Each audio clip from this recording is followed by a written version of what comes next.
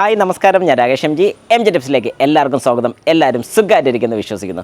വാഹനത്തിൻ്റെ engine coolant replace ചെയ്തതിന് ശേഷം നമ്മൾ കുറച്ച് ദൂരം ഈ വാഹനം ഓടിക്കണം എന്ന് പറയാറുണ്ട്. എന്തുകൊണ്ടാണ്? പൊതുവേ നമ്മൾ യൂട്യൂബിൽ പല വീഡിയോസും എൻജിൻ കൂളൻ്റ് റീപ്ലേസ്മെൻറ്റ് നമ്മൾ കണ്ടിട്ടുണ്ട്. പക്ഷേ എൻജിൻ കൂളൻ്റ് നമ്മൾ സ്വന്തമായിട്ട്, അതായത് വീട്ടിൽ തന്നെ റീപ്ലേസ്മെൻറ്റ് ചെയ്യുന്നത് നല്ലതാണോ? ഷുവറായിട്ട് നിങ്ങൾക്ക് ചെയ്യാൻ സാധിക്കും. പക്ഷേ അങ്ങനെ ചെയ്ത് കഴിഞ്ഞാൽ കുറച്ച് ദൂരം ഈ വാഹനം ഓടിക്കണം എന്ന് പറയുന്നത് എന്തുകൊണ്ടാണ്?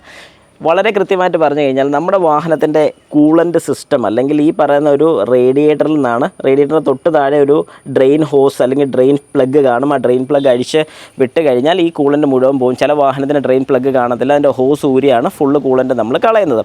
ഇങ്ങനെ കൂളൻ്റ് കളഞ്ഞതിന് ശേഷം ഇവിടെ എന്താണ് സംഭവിക്കുന്നത്? ഈ പറയുന്ന നമ്മുടെ വാഹനത്തിൻ്റെ എൻജിനകത്ത് വാട്ടർ ഗാലറീസ് ഉണ്ട്. ഇതിനകത്ത് ഫുൾ, അതായത് ഈ വഴിയാണ് അകത്തോട്ട് കയറുന്നത്. ഇവിടെ ഒരു തെർമോസ്റ്റാറ്റ് വരുന്നുണ്ട്. ഈ വഴിയാണ് എൻജിൻ കൂളൻ്റ് കയറുന്നത്. ഇതിനകത്തൊരു തെർമോസ്റ്റാറ്റ് വാൽവ് വരുന്നുണ്ട്. അതായത് ഹീറ്റ് ആകുന്നതിനനുസരിച്ച് നമ്മുടെ വാഹനത്തിൻ്റെ ടെമ്പറേച്ചർ, നോർമൽ വർക്കിംഗ് ടെമ്പറേച്ചർ ആകുന്നതിനനുസരിച്ച് മാത്രം ആ വാൽവ് ഓപ്പൺ ആകത്തുള്ളൂ. ആ വാൽവ് ഓപ്പൺ ആയതിനു ശേഷം നമ്മുടെ എൻജിനകത്തോട്ട് ഫുള്ള് സർക്കുലേഷൻ നടക്കും. അങ്ങനെ ഒരു കൂളൻ്റ് സർക്കുലേഷൻ നടക്കുന്ന സമയത്ത് ഈ കൂളൻ്റ് ഫുള്ള് നമ്മൾ ഊറ്റി വിടുന്ന സമയത്ത് ഈ കൂളൻ്റ് ഫുള്ള് പുറത്തോട്ട് പോകും.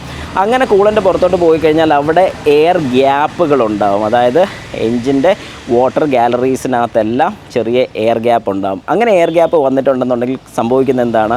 നമ്മൾ വാഹനത്തിൻ്റെ കൂളൻ്റ് എല്ലാം ഫില്ല് ചെയ്ത് കുറച്ച് ദൂരം ഓടിച്ചതിന് ശേഷം പിന്നീട് തുറന്ന് നോക്കുക, അല്ലെങ്കിൽ ഓവർ ഹീറ്റ് കാണിക്കും. നമ്മൾ തുറന്ന് നോക്കുമ്പോൾ അയ്യോ ദൈവമേ, റേഡിയേറ്ററിനകത്ത് ഒട്ടും വെള്ളമില്ല, അല്ലെങ്കിൽ കൂളൻ്റ് ഇല്ല, എന്താ ചെയ്യേണ്ടത്, ഇനി ലീക്കായി പോയതാണോ? ഇങ്ങനെയൊക്കെ നമ്മൾ വിചാരിക്കുന്ന, ശരിക്കും പറഞ്ഞു കഴിഞ്ഞാൽ അവിടെ ഒരു ലീക്ക് ഉണ്ടാകുന്നുള്ളതുകൊണ്ടല്ല. ഈ പറയുന്ന പോലെ എയർ നിൽക്കുന്ന സ്ഥലം സർക്കുലേഷൻ ചെയ്ത് ഇതിനകത്തുള്ള എയർ പുറത്തോട്ട് പോകുന്നതാണ്. അങ്ങനെ എയർ പുറത്തോട്ട് പോകുന്ന സമയത്ത് എന്താണ് സംഭവിക്കുന്നത്? കൂളൻ്റ് ആ ഭാഗത്തും കൂടെ ഫില്ലാകുമ്പോഴത്തേക്കും കുറവാകുകയാണ് ചെയ്യുന്നത്. അങ്ങനെ കുറവാകുമ്പോഴത്തേക്കും നമ്മൾ വിചാരിക്കുന്നത് അത് ലീക്കായി പോയെന്നാണ്. അതുകൊണ്ട് എപ്പോഴും നമ്മുടെ വാഹനത്തിൻ്റെ കൂളൻ്റ് റീപ്ലേസ് ചെയ്തിട്ടുണ്ടെങ്കിൽ ഒരു 5 കിലോമീറ്ററെങ്കിലും വാഹനം ഓടിക്കുക.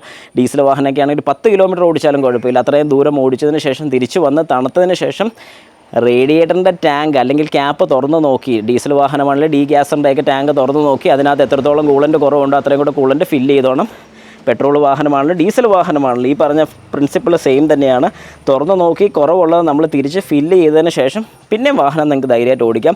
അതിനുശേഷം ഒന്നുകൂടെ ഒന്ന് അടുത്ത അല്ലെങ്കിൽ 2 ദിവസം കഴിഞ്ഞൊന്ന് തുറന്ന് നോക്കിയിട്ട് എന്തെങ്കിലും കുറവുണ്ടെന്നുണ്ടെങ്കിൽ ഒന്ന് ടോപ്പ് ചെയ്ത് വിടുക.